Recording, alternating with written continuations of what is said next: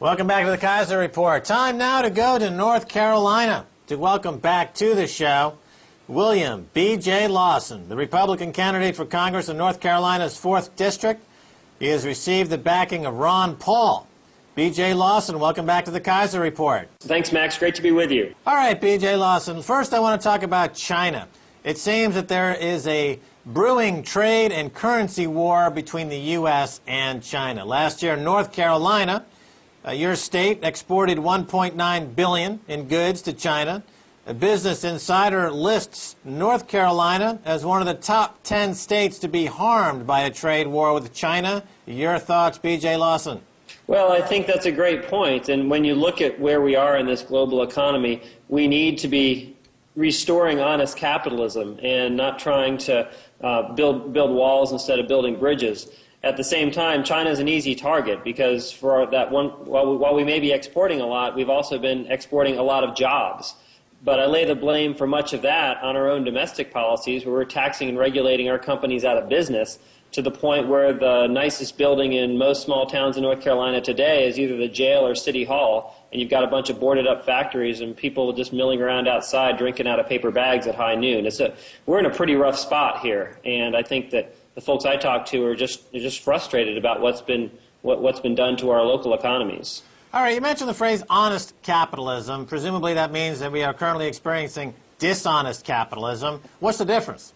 Well, I think at the end of the day, capitalism for me is where you do well by doing good. It's where you profit by serving your customers. And what we've allowed is we've allowed our economic system, and not over the past 2 years or 4 years, but this has been generations in the making, to degenerate into this crony capitalism or this corporatism, where really what determines your profitability is how well you access the levers of power in Washington and use those to your own selfish benefit. All right, B.J. Lawson, let's continue on with the China question. The Financial Times recently referred to low interest rates on savings accounts in China as financial repression. What can be done to keep the U.S. Federal Reserve from financially repressing the American population of savers through 0% interest rates and endless quantitative easing? You know, that's a great point, Max. And I think people are beginning to realize that not only do we have a war on capitalism emanating from Washington, we also have a war on savings and investment. And these people who buy into the Keynesian claptrap of sort of the paradox of thrift, they really don't understand where jobs come from. Jobs come from investment. And done right, savings should be investment.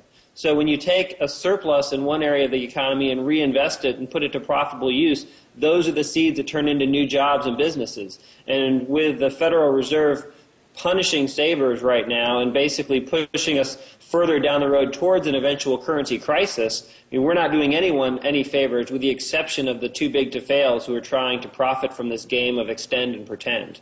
Now, going back to the 70s and early 80s, the U.S. was in a somewhat similar situation. Paul Volcker was the Fed chairman. He raised interest rates aggressively, and it worked, you could say, in a lot of different ways. Why not simply, since Paul Volcker is in advising Obama now he's around, why not simply remember the solution back then and use it again? Well, obviously there are some different forces at play. Right now, our financial system is caught in a deflationary spiral, and we've suspended reality by suspending mark-to-market accounting. We're trying desperately to prop up asset values so that we can pretend like our financial system is solvent, and this zero interest rate policy is but further, it's but a temporizing measure to try to pretend like we are going to be able to remain solvent when the debt in our overall economic system is well beyond our ability to service it. It's unfortunate that Volcker is not being respected as a voice of reason, because he has been extremely honest throughout this crisis about the need to recognize the true causes of what's going on.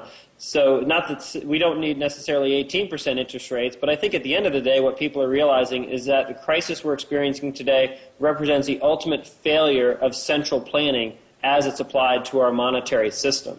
And people are beginning to ask some really good questions about the role of the Federal Reserve, both in creating this crisis and now in extending it.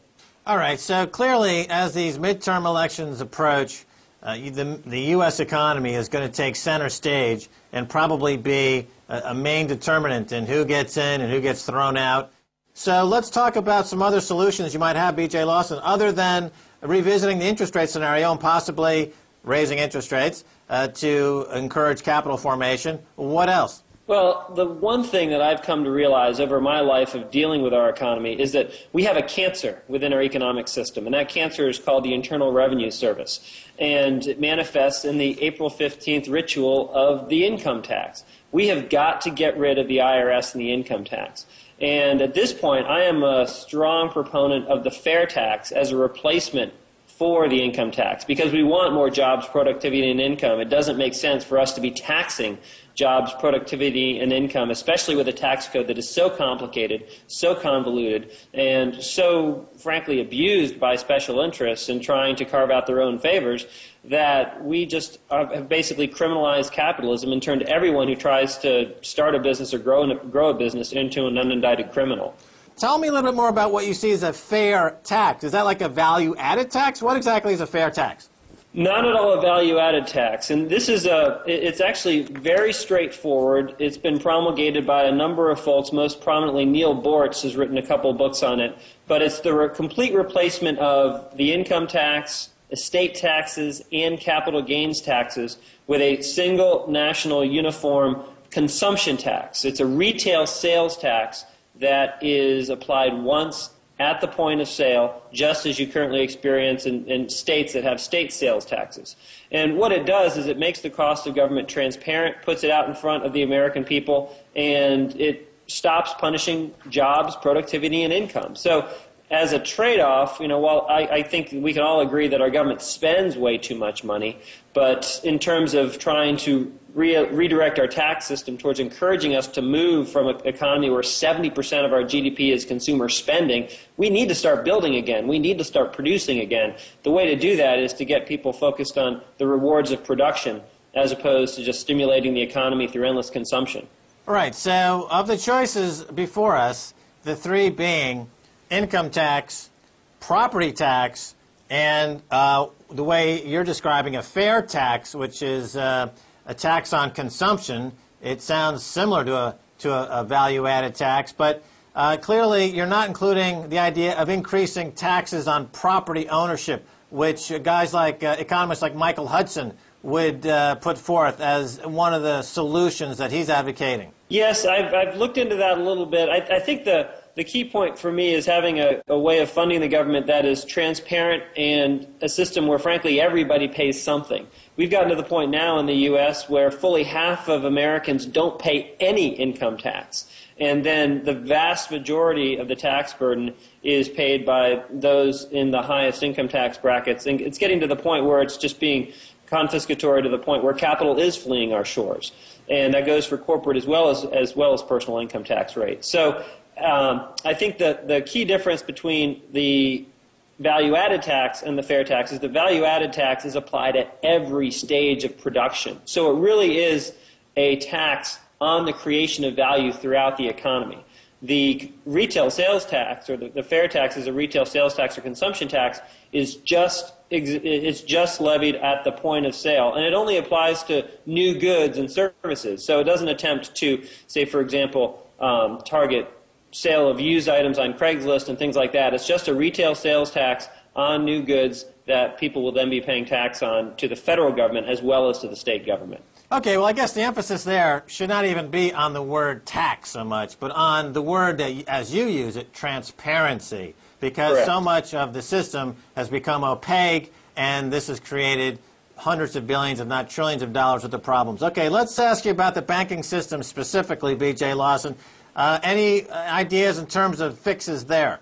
Well, I think the most important thing we need to restore confidence in our economy is to restore confidence in our financial system.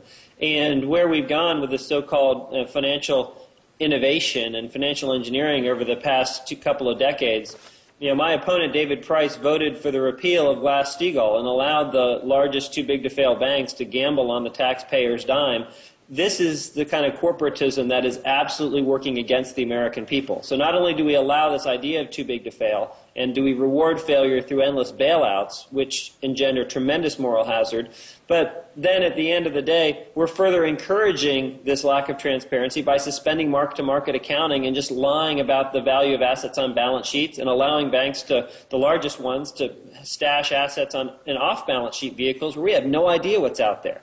That's got to stop. If we want to have banks that are confident enough in their position to make loans, and if we want businesses to be confident enough to borrow based upon expectations of future economic growth, we've got to have honesty and transparency in the financial system, and we have to stop legalizing the accounting fraud, in many cases the very same accounting fraud that brought down Enron. Yeah, on the subject of mortgage fraud, there's allegedly some mortgage fraud by all the major banks foreclosing on homes they don't own.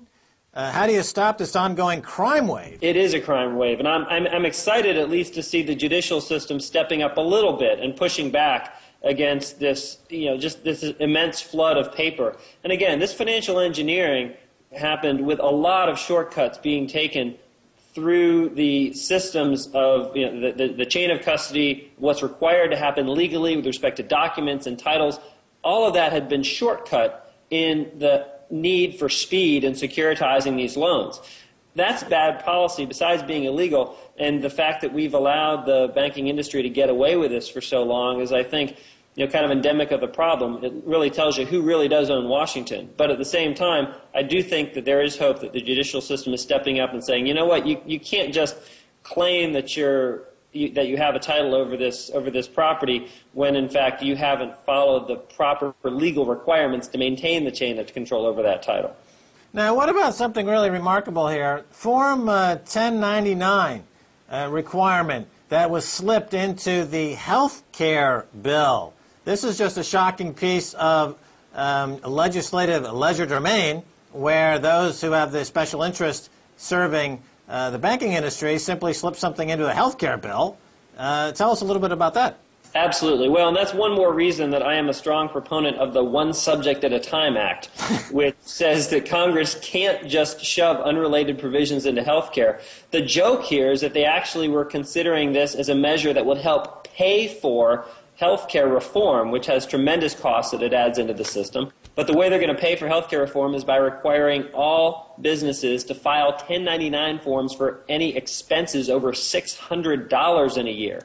And think about the burden that that's going to place on businesses of every size. I mean, you can be an attorney that spends $600 in office supplies at your local office supply store, and you're having to ask them for a W-9 at the checkout so you can fill out your 1099. It's absurd.